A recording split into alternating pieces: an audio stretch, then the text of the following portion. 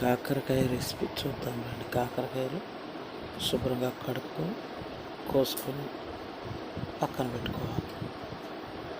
అవి పక్కన పెట్టుకున్న తర్వాత స్టవ్ వెలిగించి బాండీ పెట్టుకొని ఆయిల్ వేసుకున్న తర్వాత ఈ కాకరకాయల్లో మసాలా కారం, పసుపు, ఉప్పు, ఎల్లుల్లిపాయలు వేసుకొని అవి మిక్సీ వేసుకున్న తర్వాత కాదు ఇవి మంచిగా కాకరకాయ అంటే క్రిస్పీగా కాకరకాయ అమ్మా ఫ్రై చేసుకొని పక్కన పెట్టుకోవాలి. ఈ కాకరకాయలు ఫ్రై అయిన తర్వాత